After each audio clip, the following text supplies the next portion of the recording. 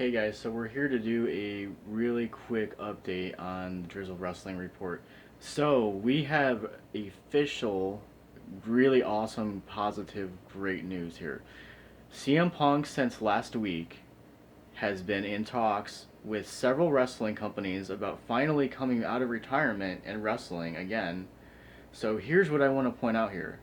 Also, Daniel Bryan has also been discussing basically possibly leaving WWE for AEW.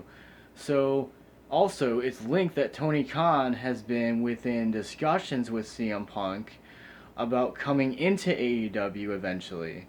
And I am all for that, okay? CM Punk in AEW, yes, 100%. CM Punk in WWE, no, don't want it. Bad idea. No, don't do that. No, no, no, no. Punk, go to AEW or Ring of Honor or Impact. Those are your choices. Honestly, I would hope AEW is the main goal here. And if they can get a Daniel Bryan on top of that, again, you're getting stars, develop them. Like, if a Punk goes to AEW, he's going to make sure that that talent is ready for the future. He is going to build your young talent into top stars. You're not going to have to use a Chris Jericho because he might retire in a few years. Punk can take that spot and lead those young wrestlers and women into the future. I say AEW, I am pretty much sure at this point that they will sign CM Punk at some point in time in the next year and a half here.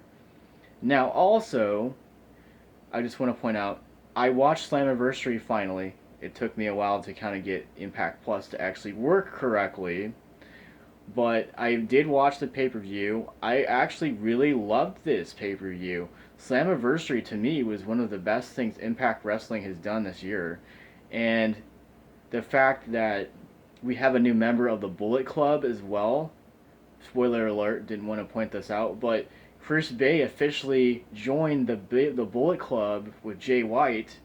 So we could end up having a great future here for Impact Wrestling if they do this correctly.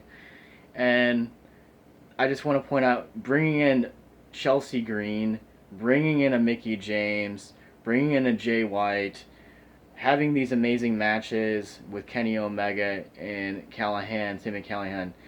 I was really impressed with Ultimate X. That was a great match, honestly. We saw so much great stuff in that match. It wasn't even funny. Like, things I've never even seen in years. It was good to see Chris Sabin back. And Impact Wrestling is doing the right thing here. They are bringing in talent that they previously have worked with, which really helped them out. So they're doing everything correct. And also having Tommy Dreamer as a producer is helping Impact. Now I want to point out to Ring of Honor. I just watched Best in the World last night. That is probably the best Ring of Honor pay-per-view in years. I really, really loved everything on the show. I have no complaints whatsoever. We have new champions. The Quinn McKay match, with Mandy Leon, the Allure. The Allure, I like saying that, the Allure.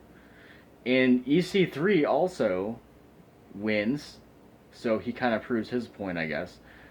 Matt Taven, again, challenges Vincent, so this should be a positive thing going forward for August 21st, I believe, for the next event.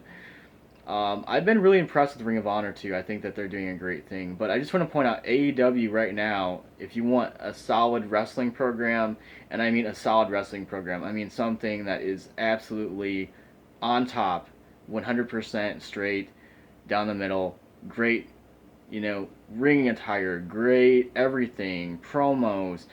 I mean, I just watched Dark last night actually, and I was very impressed with Dark and Elevation too. Like, you're seeing these young talents develop and grow as wrestlers and entertainers, and that's what we need to see in this business. We don't need people to be held back.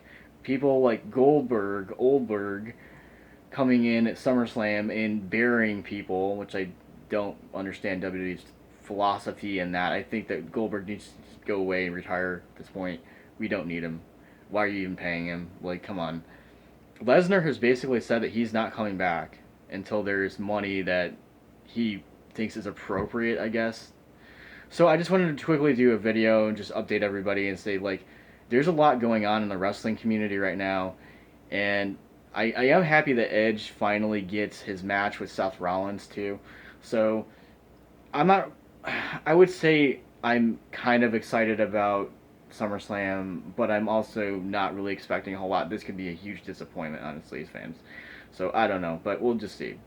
Anyways, peace, much love, bye everybody.